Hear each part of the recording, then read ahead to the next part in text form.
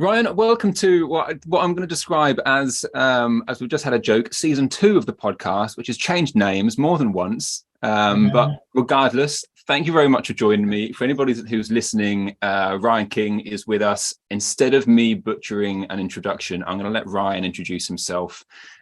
He's had far too many jobs that I'm going to be able to get them all accurate.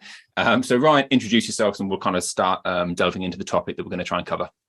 Yeah, no problem. And well done on season 2. You're big time. If you make it to season 3, you'll know you're flying, eh? Yeah, everybody said they should have stopped at season 1, but never mind. Well, thank you very much for inviting me on to season 2 of the podcast. I really appreciate it. And in terms of my background, I've had 20 years now in elite sport. I started off in the Scottish Institute of Sport, where I was a strength and conditioning coach, and ended up quickly becoming a manager and sort of leading regions and leading staff and developing staff before moving on to the English Institute of Sport, where I was with the technical lead for British cycling and GB taekwondo, squash and netball. Before then moving on to the FA, where I was the head of performance support on the women's side. And I've now moved on to Kitman Labs. And Kitman Labs, for those who don't know, are an analytics company. They provide an athlete management system, an EMR, to 700 sports across the globe. And they're a really exciting company because essentially what they do with the data that the sports put into the system is they can do big analytics on their data and help them to solve really complex performance problems. So the reason why I'm with them is because I love performance problem solving, and my doctoral area of research is in problem solving, decision making, and essentially how we do that in multidisciplinary teams. So I think that's why I'm here talking to you today. But I'm very happy to talk about anything else that might pop up. All good, all good. I'm not interested in anything else, mate. We're just, problem solving in multidisciplinary teams is going to be a kind of our general scope. And I would say I've had lots of conversations with Ryan kind of over the last few years, kind of about this space, about kind of trying to just deal with the complexity and synthesizing knowledge and where research fits into practice and all of this stuff, which I think that you've got a really good head for. So to kind of start us off then, just give us maybe your kind of outline of the challenges associated with this multidisciplinary problem solving, and one, why it's so key, but two, why it's so difficult to do in our kind of classic sporting environments. Yeah. Crikey, that's a big question to start off with. Allows you to take in any direction you like. Yeah. So what's really interesting, or in my experience in elite sport, what I find is the practitioners quite often get into a groove of doing. So very busy working day, very busy working week, and very purposeful plan to deliver against a cycle. And I think what we find is that we fall into a process of procedural doing. And that means that we collect the GPS data, we run the report, we present the report, we put together the program, we deliver the program, we review the program. And none of that actually requires problem solving because it's a process of doing. And so that becomes quite interesting, because if you poll a lot of practitioners that work in elite sport, they feel like they need to be creative, they feel like they need to be innovative, and they feel like they have to problem solve. And yet, when you really look at what problem solving is, it probably doesn't necessarily fit the definition of it. So to problem solve, you don't know the outcome. So there'll be a situation in front of you, and there'll be lots of different ways you can go, but it won't be clear what to do, or maybe even how you do it. In certain environments, you need time to establish what the problem is, and then you need to do something, and then you need to see whether that is effective, or it's impactful, or it creates some sort of influences some sort of change. I don't think practitioners get the time to do that. I certainly don't think they're given the space to do it. And I don't think we create the right climates in high performance environments to enable practitioners to do it. So to put it as cleanly as I can, we work in complex environments, but we're expected to work in pretty simple procedural ways. Mm-hmm. How much of that do you think is, so that was going to be, you're kind of taking words right out of my mouth, like the problem or the immediate frustration for people with that is the time that it might take to properly sit down, or the data that you might need, or the insight that you might need to properly sit down and say, what is our biggest area of leverage, lowest hanging fruit, like what's our main problem that we're trying to solve, what are the components, etc., and where we are just used to doing, and it's just this crazy fast paced and an unbelievable kind of time commitment environment. Do you think part of that is also that a lot of places feel like there isn't a problem to solve that they don't know the answer to, or what, I guess again that's not put particularly clearly, they feel like they know what the problem is: increase general capacities and resiliency to execute and play the game, provide a stimulus, and allow progressive overload? Like, do people just see that and they think, well, let's go with what we've got and we'll make tweaks, but actually they don't feel like they need to properly step back and maybe ask bigger questions that might take them now down different routes, or maybe completely change their implementation plan or philosophy or whatever? Do you think that's part of it? I think there's different types of approaches for different types of scenarios. And so within a training week, you've got technical tactical training, you've got your gym work, you've got your analysis, you've got your recovery, you've got your times when you fuel, you've got all the bits that you do within your training week. And that is very much delivery. So it fits within a plan, do paradigm. I deliberately leave out the review because I'm not often sure that we even review particularly well. And so it's when you have a break from that normal operating procedure that you might need to think slightly differently. So catastrophic injury, failure to be able to deliver in the final third of a performance, continual breakdown of a certain element of performance might require you to actually think slightly differently to your normal checklist procedural way of doing things. And that's where potentially we need to then begin to problem solve. So we need to establish and identify the potential reasons why a certain thing is happening. And then we need to think about ways that we might address and solve that. And then we need to test that in the real world and see whether we have an effect. So basically, there's a continuum between what are tame, simple, and predictable problems. So things where, like you say, practitioners do know what to do because they've got a level of knowledge, academic and applied experience that enables them to understand the types of things that they should be doing. But then you've got this other world, which is called the sort of VUCA problem solving, which is pinched from the military, which means that the situation is volatile, it's uncertain, it's complex, and it's ambiguous. If those four things exist around a problem, it means that you're going to have to think slightly differently to come up with potential solutions. Another way of putting it is, if you're working with wicked problems, regardless of what you do, you don't know whether the outcome will be effective. Now, in elite sport, we work in the world of wicked as practitioners because as MDTs, we work with the process. We tend not to work with the outcome, although I sometimes think practitioners get a bit muddled with that. It's like, speak to some practitioners and it's all about game day and it's all about winning. And yet, as practitioners, we focus on all the stuff that happens to get athletes ready to perform. For me, the accountability for the performance outcome sits with the athlete and the coach. The practitioners, the outcome sits within their process. And so when you're working with a group of practitioners on wicked problem solving, regardless of what they do, the outcome might be not what was hoped. Now, that doesn't necessarily mean that their process isn't robust and what they're doing is solid. It just means that the outcome wasn't what was anticipated. And that is actually what constitutes a wicked problem. Complex, ambiguous outcome, you do something and you don't know whether what you did actually created the outcome or not. So in team sports, we work with wicked problems. In physiological, more deterministic sports, you could probably have a little bit more confidence that your intervention leads to some of the outcome. But even then, there's lots within the game-related situation that might influence that outcome. So, sure. So that continuum becomes quite then important for how we then go after problems and how we problem solve.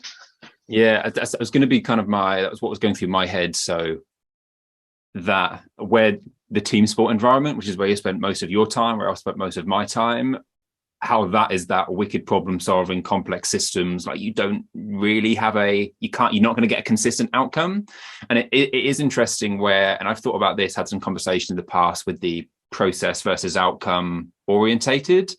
And yeah, like for me, there's a balance, and I haven't really structured that appropriately, I don't think, with a continuum like you have, as much as I love continuums, where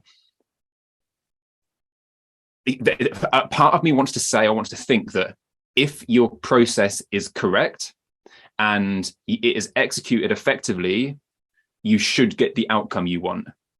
If you do not get that, then your process wasn't correct because it didn't actually change the outcome at the end. What you thought was your process was correct, but you go back to the problem solving table and you go, all right, what we thought was the right thing to do wasn't what ultimately should have led us to our improved outcome. But of course, I think that I like that clean cut thinking. I think is maybe one way to think about it. Whereas the challenge is you go to team sports and you can't control everything. And it's like, if your outcome is purely game success, win, losses, league tables, then of course it's going to be all over the place. How much do you think, from an S&C perspective, there's a continuum up at that far end with what it is that we determine is our outcome? So let's say practitioners, performance practitioners, we aren't in perfect control of wins and losses, but maybe we need to go further than capacity measurement or, basic movement skills. Is there a window between those two components for you that maybe we ask further questions? And is this maybe where technology is going or anything like that? Does that make sense? I think as on that continuum, as complexity increases and more innovation is required. So the more complex a situation, the more you need to innovate to find solutions. If a strength and conditioning coach is held accountable for wins and losses, then they better hold on to the hat because they will lose their job at some point. So I like as a previous head of performance, I would never drive my S&C coach to deliver wins and losses. I would be driving them to create physical capability that supports performance enhancement and performance execution. And so absolutely there is a bit that sits between deterministic requirements of the sport and how you prepare the athlete to tolerate that, and then actually what they do on game day and how they deliver it. And that, for me, is that whole tactical periodization space. That's where you work with the coach, you orchestrate the training context or the training stimulus to try and recreate the physiological demand or the decision making required, and with game related elements, but also physical / decision making requirements included. And that for me is the bit that sits in the middle there. But the question is, how confident are we that that's the problem that we need to solve? Because that could just be yet another process of doing. That's not necessarily going to require you to have a cognitively diverse, multidisciplinary team to help solve a very specific aspect of performance that's breaking down. That might just be another procedural do. In fact, it is. If you look at the football paradigm and how they orchestrate their match day minus X down to game day, they usually have a fairly recipe formulaic approach to that. To break away from that norm is highly challenging because the coach will be wed to it, the players know it, and it's hard to change, right? Once you're embedded into routines, to try and change them requires a discussion, and that then becomes probably a problem to solve. Yeah. This is what we do. This is what we've always done. The coaches know it. The players like it. We're comfortable with the system, and I guess comfort means you can control the most. You're comfortable with the system, or you've got the most control over that because there's less brand new moving parts. I just want to touch back quickly, and for your sake, I'm going to move on from this point, and I want to talk about kind of problem solving processes or frameworks a little bit. But the reason why I asked that question about that continuum of kind of like that capacities versus game outcome, purely from a selfish position, where I think from kind of an on-pitch agility-esque thought process, and about where I do see more now a connection from practitioners or practitioners who have been in very successful environments when they're talking about what is happening on pitch. And it's not wins, losses, purely success, but they have found some way of measuring something that happens during competition that they deem to be important. The question being, is it important? Going back to that drawing board, if it just becomes another target, which may or may not influence the game. But it's really interesting, again, kind of, especially chatting to kind of Mark Bennett, who I'll have on the podcast at some point, about, key performance indicators that we determine to be tactically and technically specific. We take them from within the game, but they are highly success or occurrence is very much underpinned by whether they have got the physical capacities and skills to be able to do it. And I see that as quite new and emerging. That's not something, at least 5, 8, nearly 10 years ago, that I would have had any real focus on. But I think the challenge is, to wrap my point up, I think that's much easier in some sports than others. Football, you spent lots of time in. Are there periods of the game, points of the game that you could do that? Number of defensive presses, whether they were successful or unsuccessful, number of, I don't know football that well, through balls and, runs into the box, something like that. Then yeah, kind of, but it's still very messy. But for me, that sits in between those two ends of, rather than just get them strong and fast, of course, that's super important. What is the next step to determine whether more strength or more speed is actually having any impact when they play, without just going, well, they won or well, they lost, the depth and detail that's in there. Does that spring any thoughts to mind, or have I just gone completely down a rabbit hole that makes no sense? No, absolutely not. Yes, it makes absolute sense. And I think, for me, there's a deterministic model that underpins performance. So regardless of the sport, I think too much we look at the context of the sport and the decision-making within the sport and the technical, tactical components. And a strength and conditioning coach, I would encourage practitioners maybe to put on a pair of glasses on top of the technical, tactical, and have a look at what the Newtonian demands of the sport are. So when you begin to look at the kinematics, the kinetics, the kinesiology, and the Newtonian cost, the forces they've to overcome, the forces they've to manifest, to accelerate and decelerate their mass, and the bioenergetics to execute those tasks time and time again, you can begin to quantify what you're shooting for from a physical perspective. So before you've even really gone onto the pitch and began to extract information from the pitch, there's a whole lot of assumptive-based reasoning that we can make to give us a good sense of what an athlete really should be able to do, to be able to tolerate competing, and also to tolerate the training to be able to compete. So first and foremost, you can probably reduce the cost of training and competition by producing a really robust physical preparation program that's underpinned with the axioms of sports performance, the biomechanics, essentially. When I was at the FA, we ran a pretty extensive innovation program, and we partnered with PlayerMaker, which is an inertial foot-mounted sensor that sits on the boots.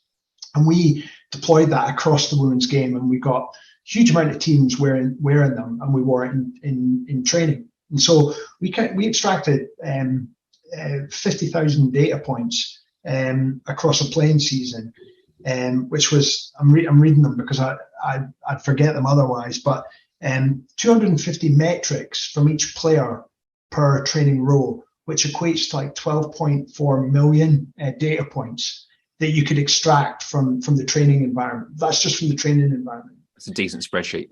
It's a decent spreadsheet, isn't it? And that's why data analytics is becoming so important now, because people want to make sense of what that actually means. What does all this data tell us? Now, what we were trying to achieve in the FA was we wanted to understand the domestic demands of domestic football so that we could establish whether there was a gap between international match play and domestic match play, and whether the domestic environment is giving players enough to help prepare them for when they go and play for the Lionesses.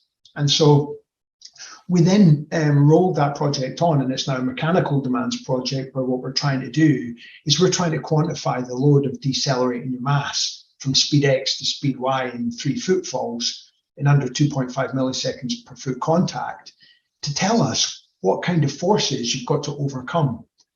And the reason we want to do that is because we would like to try and have an impact on those things like ACL injuries and soft tissue injuries that you lose training minutes and match minutes because of, which can be turning points for successful seasons or not.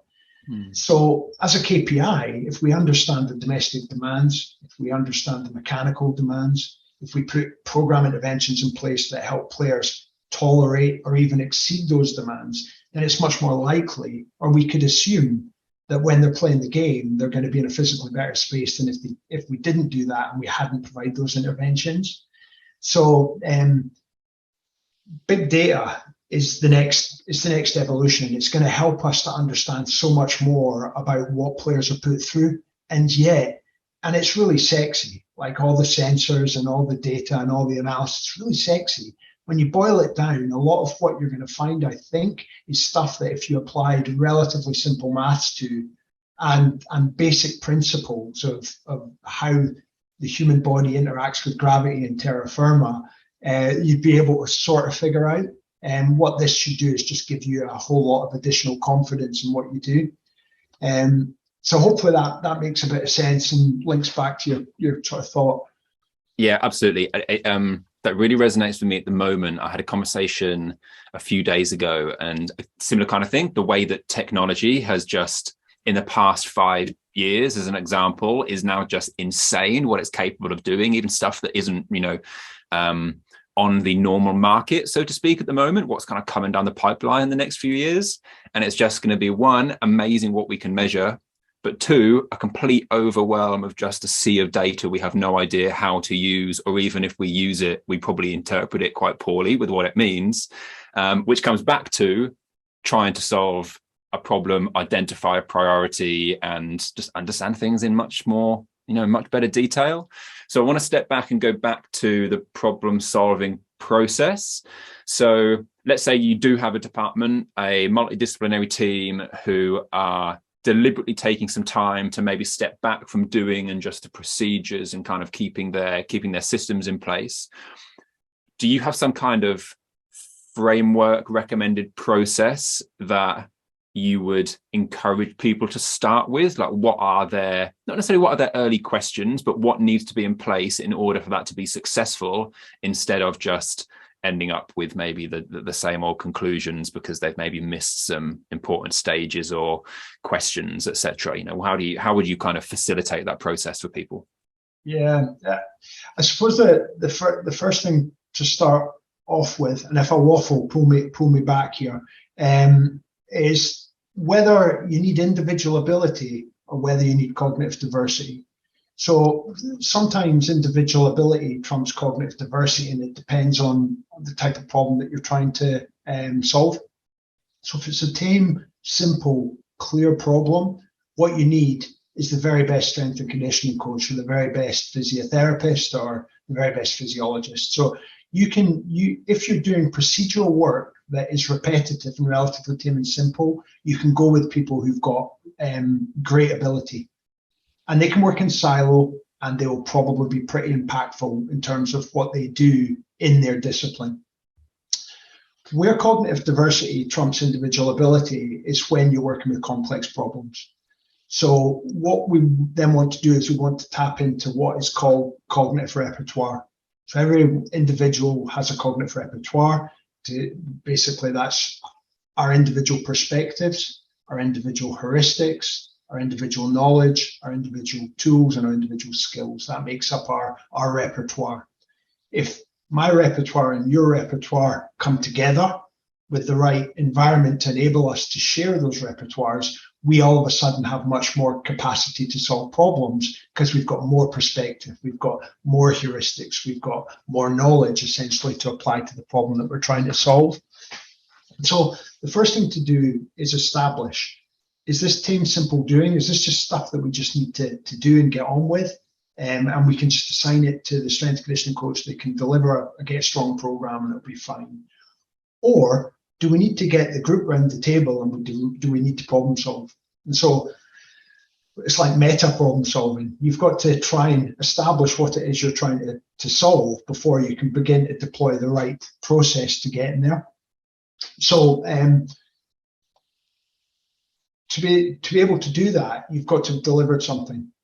So you might not deploy big problem solving to a relatively young or novice team, and you might not actually start problem solving until you're iterating and evolving on your processes. So you need some data in, you need some feedback, you need something to happen in your context to enable you to know whether you have to problem solve or not. And for any practitioner who maybe is listening to this, they'll be thinking about the complex injury that they faced, or the athlete that refused to do a certain type of training, or the athlete that couldn't tolerate a certain training load that you thought tolerated with their ability to sustain a certain duration of game data. So if you've got a very specific problem, what you can do is you can bring your multidisciplinary team together and you can say, right, team, this is the problem. And what you've got to do is you've got to be really clear about what you think the problem is. And you have to make sure that everybody sees the problem through the same lens, not through the same perspective, because all our perspectives are really idiosyncratic, that we own them and nobody else can see the world in the way that each of us sees the world. So it's really important that the first thing you do is make sure that everyone's on the same page with regards to what you're trying to solve. And you might actually have some really interesting debates about that, which might throw up some perspectives, which might make you look at the actual problem you're trying to solve through different lenses.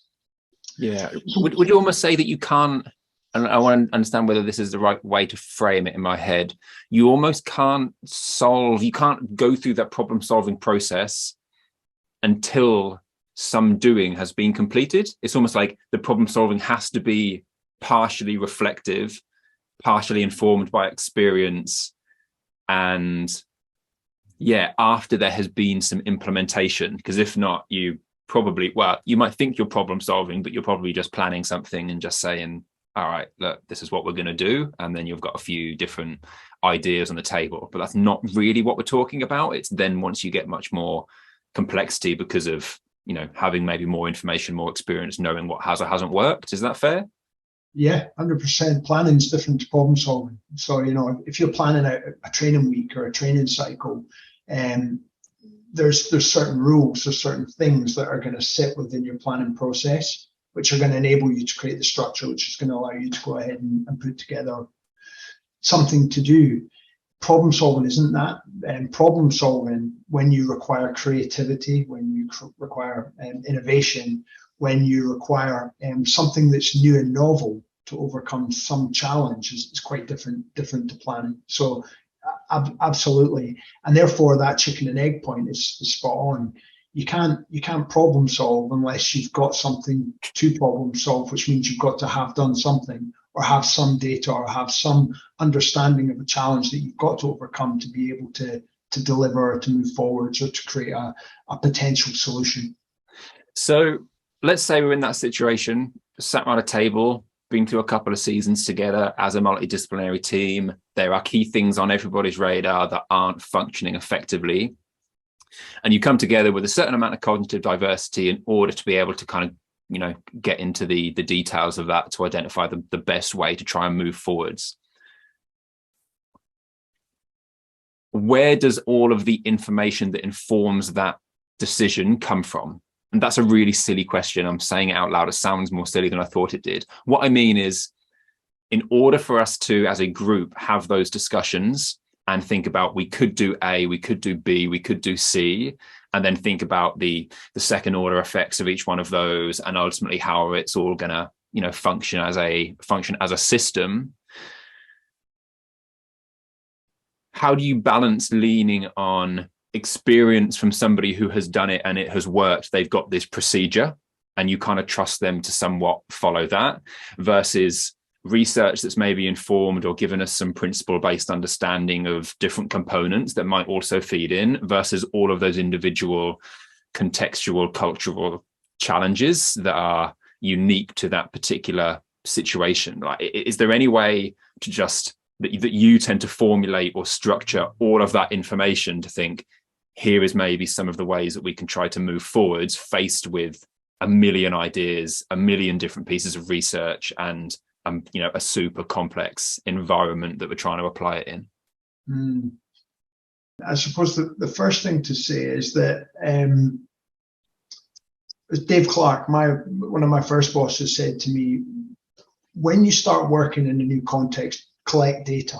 Just collect data, build up a bank of data, because in the future you might need to interrogate it, and it'll help you. And so when you come around the table, as you started there, with the multidisciplinary team, and everybody's got their spreadsheets or their data, or it's sitting in an athlete management system, and you pull it up and you create your reports, and that should give you an understanding of where your athlete is against a baseline, or your athlete is against a game model, or your athlete is against their wellness markers, or however you're assessing all the data that you capture, which should be the start of a really sort of interesting conversation.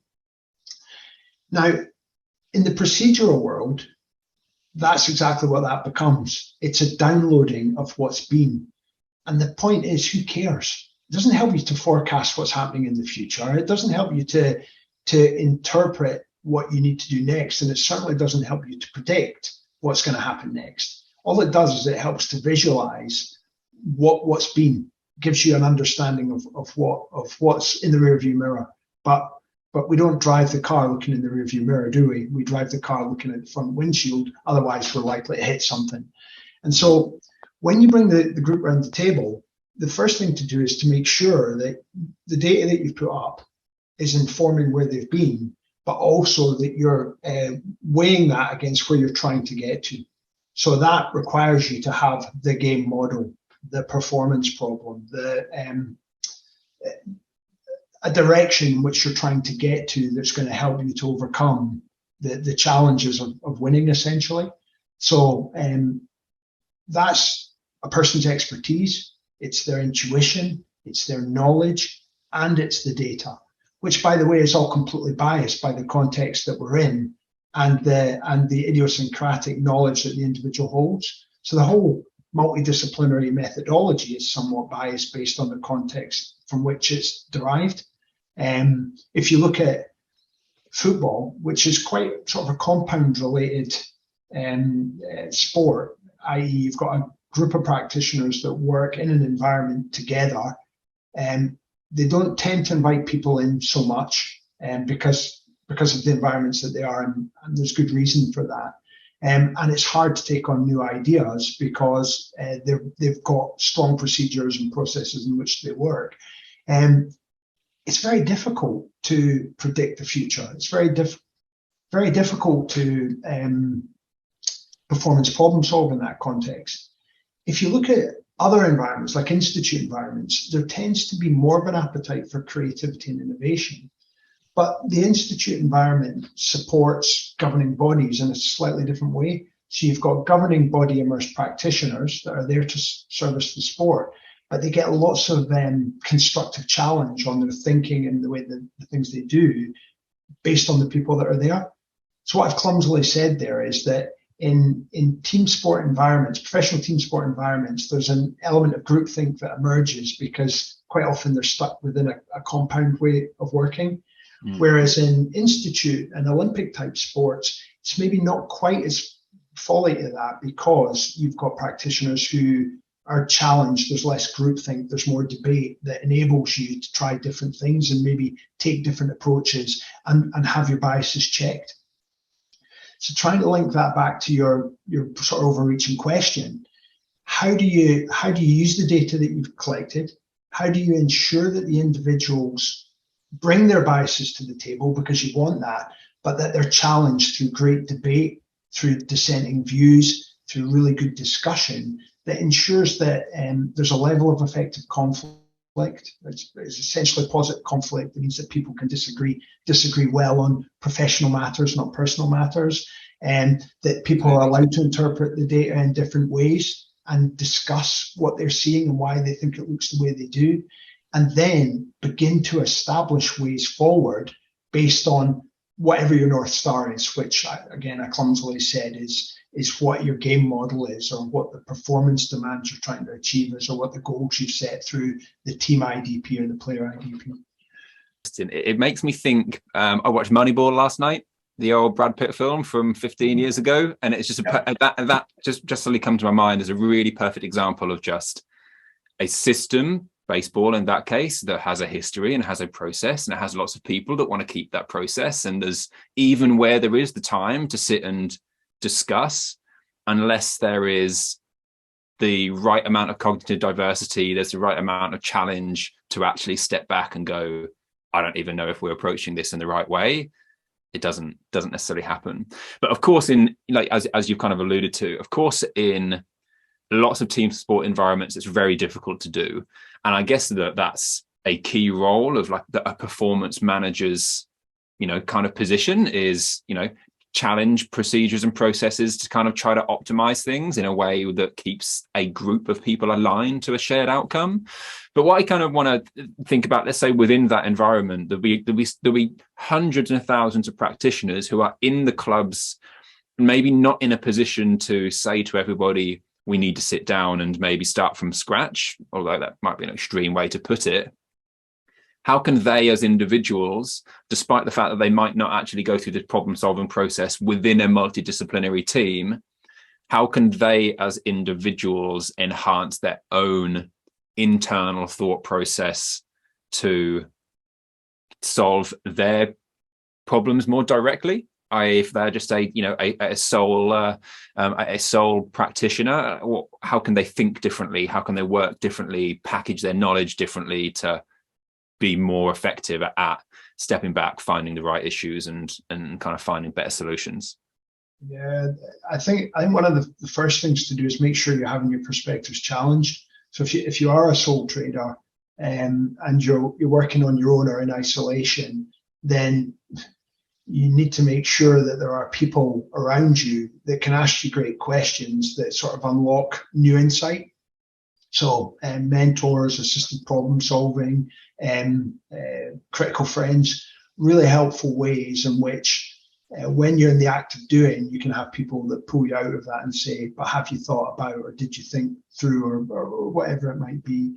And then obviously personal reflection, which if you're a sole trader, reflection in action, on action, retrospective reflection on action, these types of skills are really important.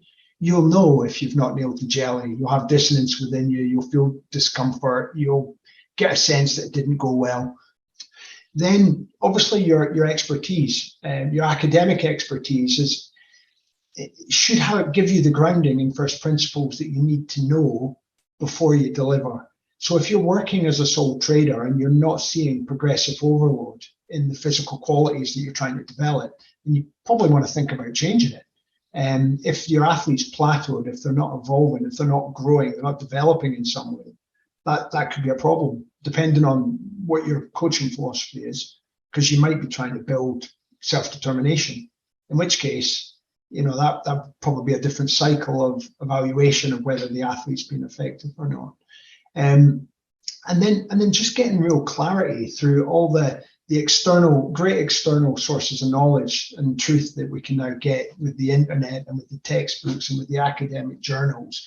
There's so much knowledge available to people to consume to help them be better. But you've got to have a question in mind. You've always got to be challenging of what you read, because there's so much rubbish out there. And a lot of what the sports science journals tell us, and I'm sure I've said this to you before, Rich, it confirms a lot of what the basic tenets of sports science are, which is any novel stimulus is an adaptive stimulus. And so if you understand these basic tenets of physical performance, human performance, then as long as you're manipulating the variables, you're putting in progressive overload, and you are trying to achieve outcomes against some form of game model, you're probably going along the right lines. And then something else that might help is to differentiate your knowledge types. So one thing that I always find quite interesting is in our technical understanding of our science, we've got technical models. And a technical model is how the human body moves in a certain pattern, for example. So if we're talking about weightlifting, a clean or a snatch or a jerk, there's a technical model associated with that, which helps us when we're observing someone do it It helps us to make sense of how they're doing it and to identify whether there's a problem in that pattern, and then try and decode it, try and fix it. So the richer your technical model, the more likely you're going to be able to spot problems. And as a result of that, the more you might try and find solutions to solve that problem.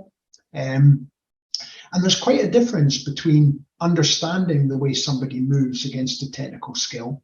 So in your world, how somebody executes a deceleration and change of direction, the kinematics, the kinetics, and the kinesiology of that are quite different to how you'd coach it.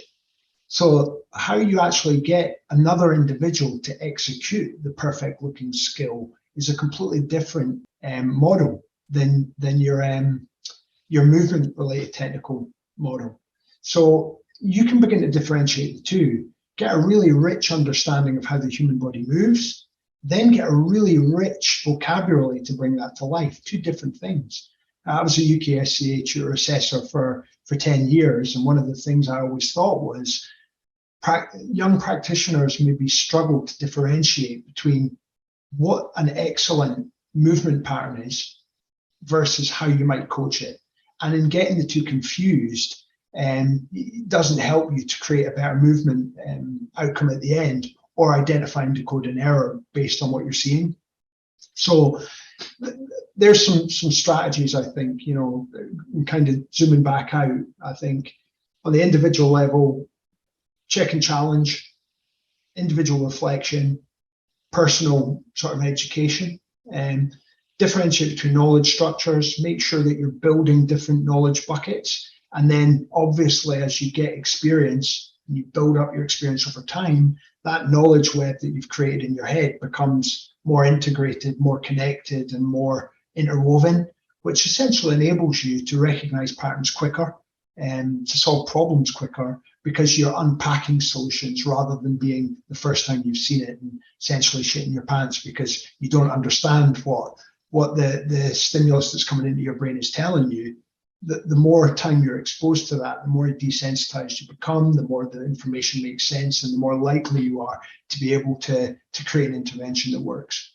Yeah, and it's those situations when young coaches are shitting their pants and their default is, I learned the technical model and it's this, and then that is ultimately what ends up being communicated instead of maybe a faster process to identify what is and isn't important, what communication will or will not work, and ultimately the best way to kind of try and move forwards. Yeah. There was lots of what you were mentioning there, I think, was probably underpinned by having an element of supported reflection. You didn't specifically mention this, but this is certainly what kind of came to my mind, whether you have a personal mentor, whether you have somebody who helps guide your reflection and your reviewing of your year programs, et cetera. And obviously that's quite common, that's quite popular now for good reason, in terms of kind of finding a mentor to help you kind of piece things together and solve problems more efficiently, more effectively. Where does that sit, or the equivalent to that for a multidisciplinary team, I imagine, is either having a performance manager who somewhat acts as that external, with, quote unquote external, i.e. they deliberately bring a challenging perspective to challenge or empower their staff to think differently and to try to enhance the processes within that group. Or it is a true external of a consultant coming in or somebody coming in to provide short-term support purely to potentially stimulate new ways of thinking and to then get the group to start thinking about that stuff. So where does that, in your experience of kind of, being a performance lead, how do you see that? Is it common? Is it effective? Bringing in externals? What are the challenges associated with it? Yeah, what comes to mind with that idea of kind of, external consultants coming into groups, and when it can work well or when it maybe doesn't work too well? Yeah, I think the first thing is the ego is the enemy for us all, So if you are an external going into an organization or to work with a team, and they're not open to learning, and there isn't a learning culture there, and they're not curious to take on different ideas and different ways of thinking, then it won't work. It'll just be painful for the person delivering the content, but also for the team who are close to it. So I think, or certainly when I was a head of performance support, I saw my role as trying to unlock the brilliance of the team. It wasn't about me at all. It was really about them and about ensuring that they had interesting problems, that they felt really interesting problems to solve, that they felt really safe to kind of express themselves the way that they wanted to, and that psychological safety to be open, to be honest, to say what they felt, to say what they thought, to challenge when they thought necessary, was really, really important to creating a learning environment. And to create a learning environment, it's about taking on new ideas. It's about the perceptual pursuit of better. It's about trying to grow, take on new ideas, and iterate, essentially. So if you don't have that, an external consultant is going to be it's going to be a difficult and hard sell. So I wonder whether the head of performance role in certain contexts becomes more about the head of performance driving and telling the team how they're going to operate and what they're going to do, rather than presenting the performance problem and letting them go after it. And there are two different lenses for how the MDT can work. And if a head of performance asks a great set of questions and then creates the environment for the team to go after it, then that's quite different to a head of performance who might say, you need to do this, and this is the process, and this is the way that we work. So one's about conforming, one's much more transformational in terms of it's about us growing together and iterating on ideas. So, yes, embrace external consultants to challenge ways of thinking and do that purposefully. But be prepared if your team are quite closed or quite fixed or quite procedurally orientated, as we've discussed, to shift them out of that. And also be mindful that in many sporting organizations that are quite process orientated and have a very fixed way of doing things, the new ideas are much harder to embrace because they're already fixed into a way of operating, which is actually really hard to challenge that status quo, because lack of appetite probably on a whole bunch of hierarchical levels across the club context. So it's not as easy as saying, yeah, bring in an external and run a session on how to get them strong or how to do agility. It won't work that way because it's so context determined. But it's very healthy to bring in different perspectives. That's a hugely important thing to do. Yeah. That so much of that resonates. The first thing that comes to mind is that's why you see in a lot of clubs it's just easier to turf out the entire backroom staff and start from fresh. You remove any bias of previous procedures. You remove a lot of the conflict of half of an old team, half of a new team, et cetera, and that you kind of see why that, dare I say, works as bad as some of those situations are. But certainly you mentioned agility there, so obviously picking up on that, like that's something that I certainly find challenging, where you speak to different clubs and places, and we have a culture now where people want exercises. What exercise do I do? And it's like, well, I don't know, because I don't like different sports, different contexts, different environments, different processes, different restraints around, or different constraints around kind of session length and kind of priorities.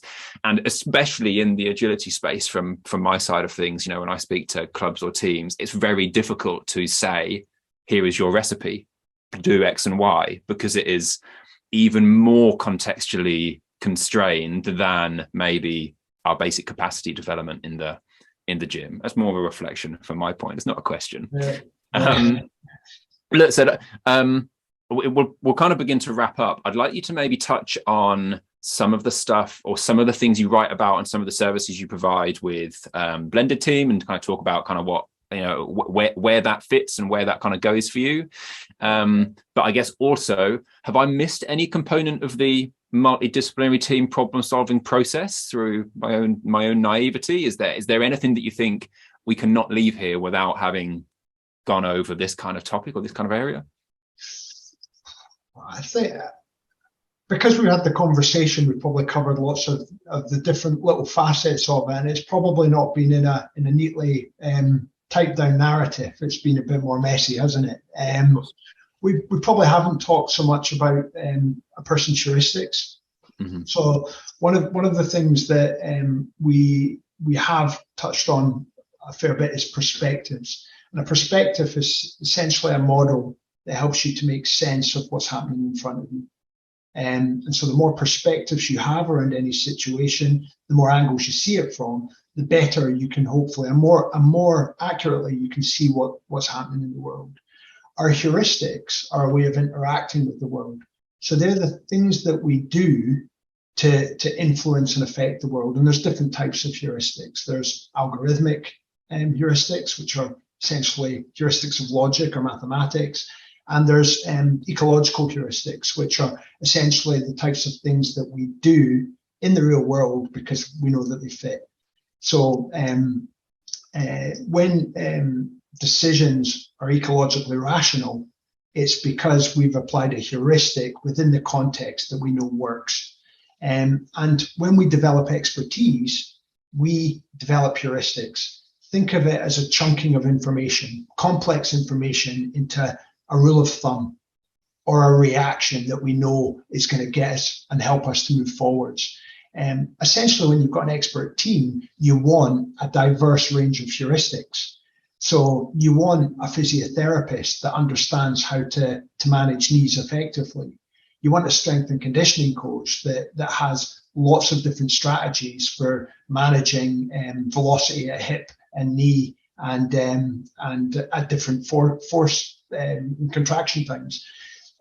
So heuristics essentially are our rules of thumbs that we use, and we don't have to think too much about it because it's expertise that's packed and is unpackable really quickly. Daniel Kahneman, Thinking Fast and Slow, is a really famous book, talks about fast and slow thinking.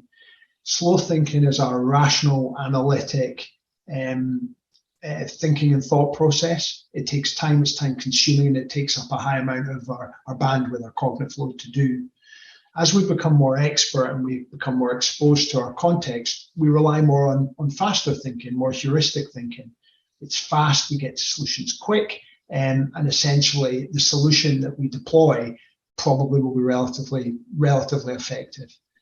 And so heuristics are useful. They're useful in multidisciplinary teams because when you're operating in the fast lane and you're trying to find solutions to complex problems, tapping into more perspectives and tapping into heuristics helps you to get more solutions more quickly. So then you can test those solutions. Hopefully you find one that satisfies. It's maybe not optimum.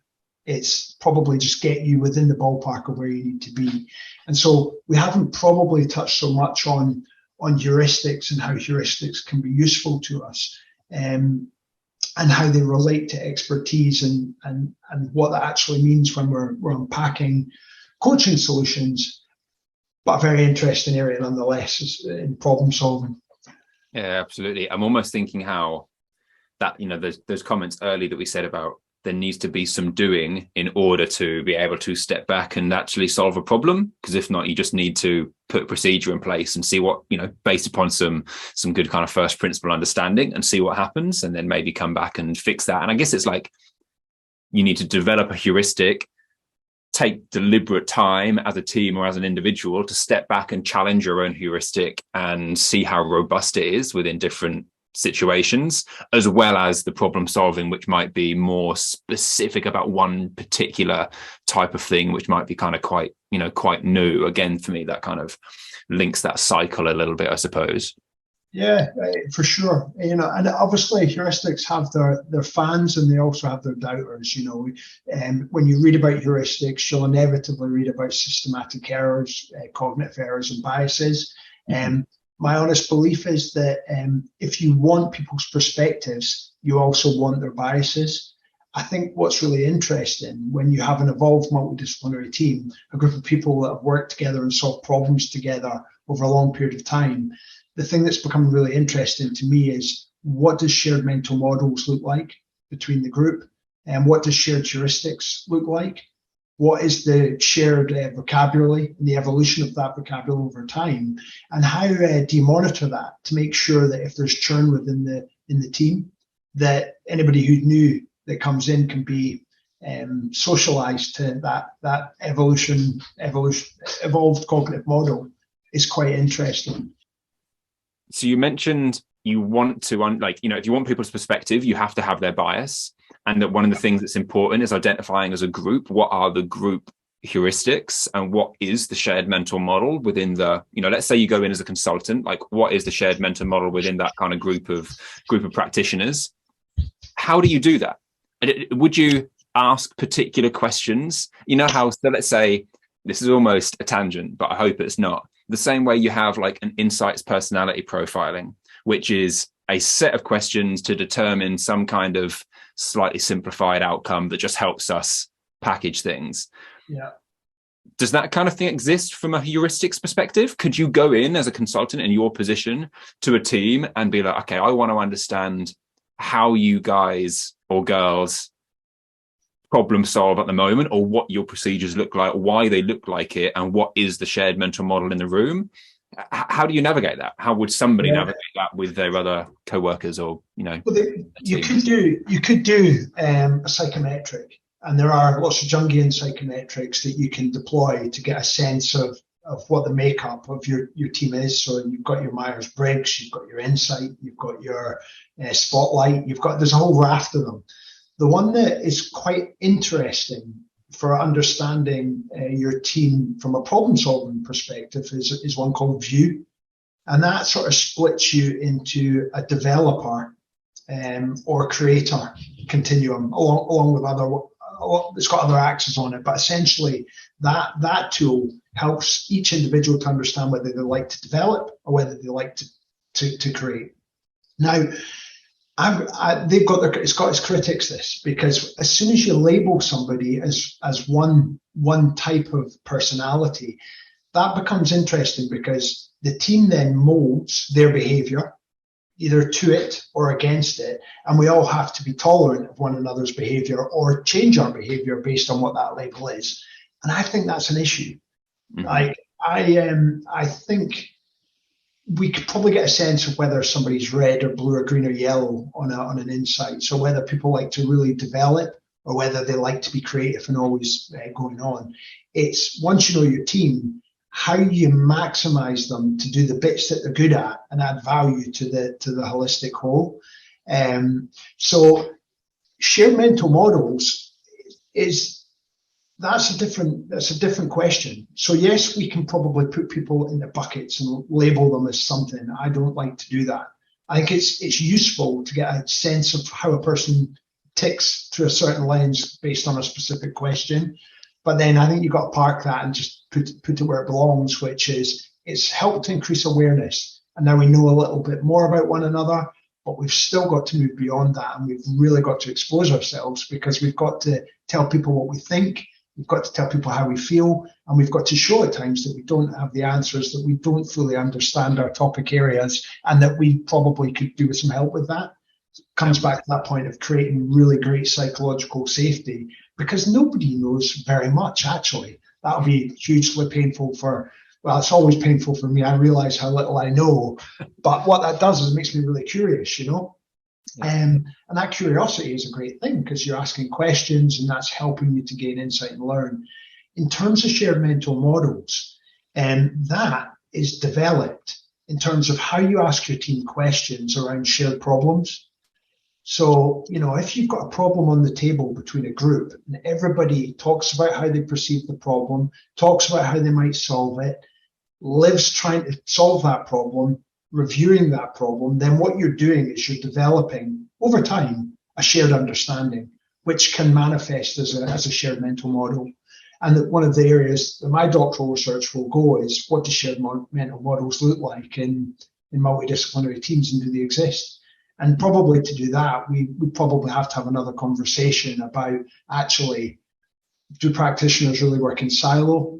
Are they multidisciplinary? Are they interdisciplinary? Are they even transdisciplinary in terms of how they're set up to deliver, and whether that is actually enabling them to share expertise and cohabit to problem solve together? So it's a very interesting area, and the research is pretty light in that area. And in our world, it doesn't really exist. Yeah, cool. So it's just been done in other contexts that just doesn't necessarily Yeah. apply as or transfer as well as maybe we might like it to. But yeah, look, it sounds really interesting, amazing. You know, this is it's an area that I'm really interested in. I guess going hand in hand with the agility stuff, which is a mishmash of understanding of lots of different areas to produce something new. At least that's how I see it. It's how I rationalize it to myself. Yeah. But look, it sounds great. I mean, really interested. You know, you mentioned kind of professional doctorate there. A lot of the stuff that you have on your website, just give us a quick outline of the way you kind of tend to use your website, what kind of services you provide for other people, et cetera, et cetera. Give us a bit more of give us a Ryan King sales pitch. Yeah, no, I'd never do that because it would be awful.